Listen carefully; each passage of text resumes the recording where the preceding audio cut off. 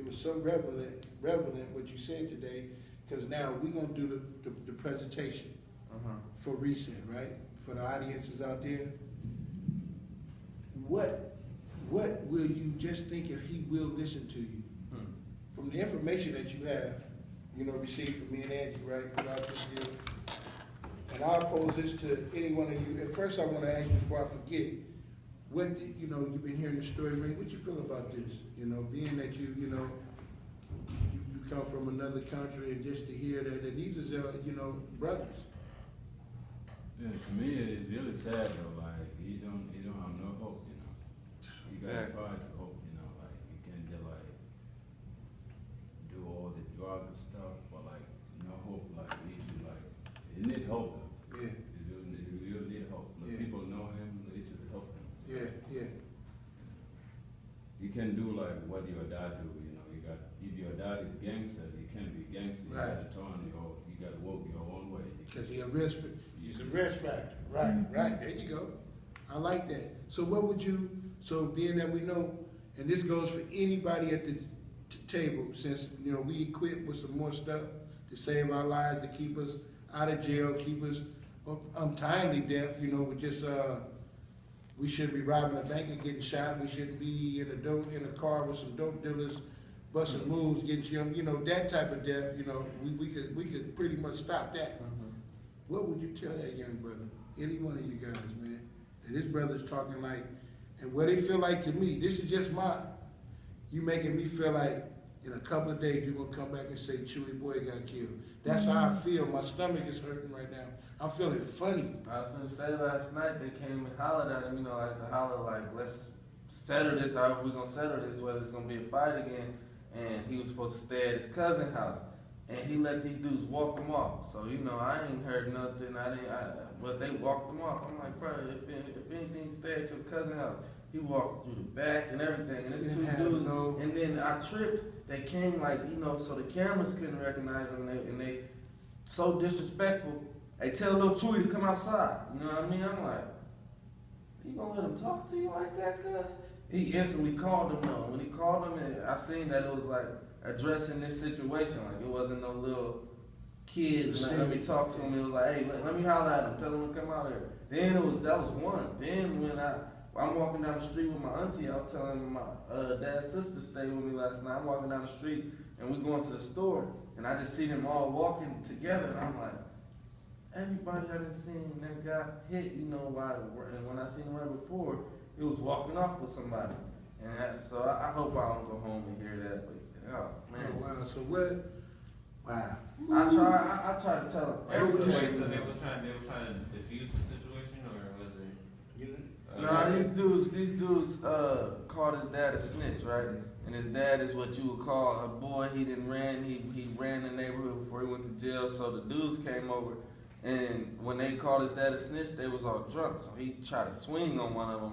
It didn't work out well. Then they diffused the situation then. So the dudes went to LA and came back like a day later, a couple hours later, and then they came like, hey, let me holler at you, So, but it wasn't like a let me holler at you with the fist. It was like, let's walk off and talk, So that could have been, let me take you to the back and shoot you in the stomach or something. Like it could have been. And the way this boy living, he is not. I hate to say this, but is it damn near?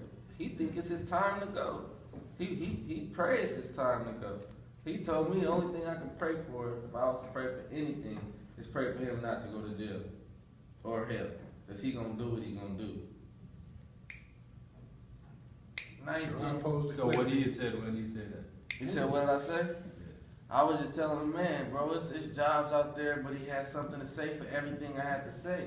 And then eventually I had to say, man, once you got the record he got and the enhancements he got, the best thing for him to do is to move to Louisiana or something. Because if he stay where I live at, he is gonna die. So I couldn't say too much, but say I'm gonna pray for you. That's what I was taught to do. I pray for you. That's why he said only way you can pray for me is that I don't go to jail. But I couldn't. He was like, it's some people who got a listening ear. Like we had a listening ear. We was halfway but we was able to listen. His ears is like this. He know what he want. He know that he said I died for my daddy name. They call my daddy a snitch. I died for that. And there was nothing that you could tell him at the time, nothing at all. And he was a little perkin. There was nothing that I could have told him to ring. And he was coaching another little dude, telling the little dude to pick basketball over this life, because he wished that he would have picked a different life. But it was at this point in time, only thing you could do for him right now is pray. They didn't knock his teeth out. As a grown man, that's the worst thing you could do is knock somebody's front teeth out, you know. So he walking around ugly, scar across his face, you know. He just got killing on his mind.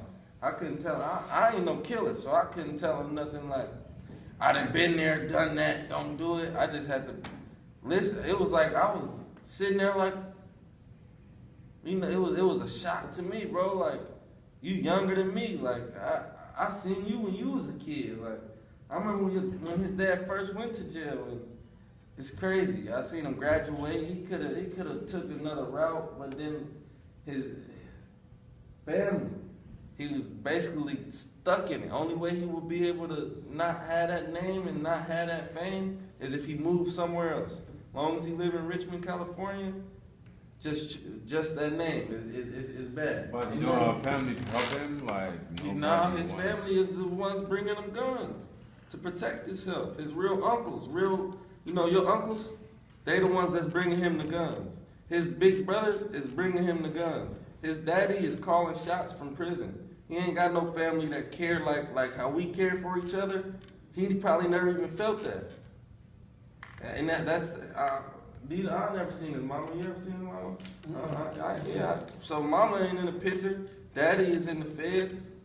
He ain't got nobody. And now he got a girlfriend, and the girlfriend ain't really nothing. You know, she got a gun herself. So it's just like, only way to help him is prayer and prayer and prayer, and send him. He need to go to a prison or something, cause he gonna hurt somebody else or get hurt. So, I'm letting him vent, cause I know this guy, and I'm being professional in this class too, and it's just like, I wish that this class was bigger with the other players that was in the classroom that was thinking life is a game. It's like my heart is fluttering right now, because in my heart, I really believe somebody gonna get killed. I believe this guy ain't gonna make it. I know both sides of the parties, and do I know both sides of the parties? I know both sides of the people. And he ain't no match for this other side. He's like a fly to a crocodile. To a giant. And it's just like, I feel real bad. I feel teary. I feel really bad, because I know his situation, he didn't have a chance. That's why this stuff is so important. Whether you heard that, he didn't even have a chance. From he the was gate. Born into it. From the gate. He told me, he was another thing. Told me since 4th grade, he say all these new dudes that's claiming his neighborhood. He said, man, I got my first gun in 4th grade, and in 5th grade I was already doing stuff. So 4th and 5th grade, I was trading pencils. You know what I mean? I was playing with finger skateboards. That's 15 years in the... His father cooking up drugs in front of him in the house while the chemical smell is in his house. So he's getting high off coke. He got guns laying around him.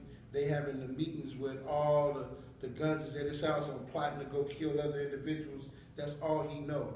You know what I mean? So he didn't get to the hoop court. He never played on a basketball team or nothing. He just stuck in the hood. Oh man, I was. That's why, Trill. I'm really trying to figure out, what do you say to somebody like that? Like you asked that question. I was like, I'm still trying to wrap my head around. I'm trying to think of it too. Because it's like, to reach somebody, they have to have a hand out to be reached. And so it's like, if all he knows is that his hand's supposed to be tied behind his back, like he not, like I'm really trying to like figure out, like, is that even a situation you could do, like, you know, if it's somebody that you know you care about, of course you're gonna try to whatever you do to get to that person, but it's like, I'm like, Number one thing about that, unfortunately, about change, is that it comes from within. Yeah, start with You know, yourself. can't nobody just say, change you. You can't wait on nobody to change you. ultimately your mind says Daryl, Green, Trail, Khalid, Angie, Joanna, change. You tell yourself that. And that's just the, man, I keep wanting to bust out and tear up. Me too. I really feel, it's troubling to me. It's troubling to me that you know something's gonna happen and you can't stop it. It's troubling to me.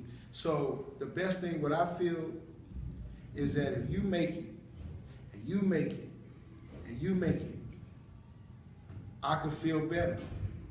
I know what you're doing. I'm so happy for you because you could be just like, excuse me, just like one of them little young punks out there running around thinking they smart, selling dope out of granny house.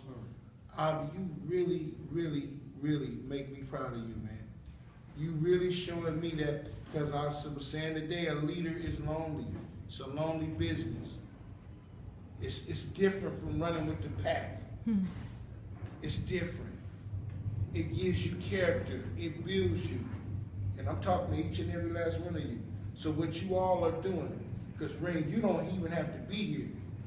You could go hang out with some warriors, some warrior players, and fool around with a hoop dream and keep trying to get on the court. Because they got ways around it to just get you on the court and F some education. So for you to go and be, each one of you guys have leader qualities. Or got something in you that keeps going, that's beating the green sheet, our obstacles. So it's just for time constraint, because we could go on this all day.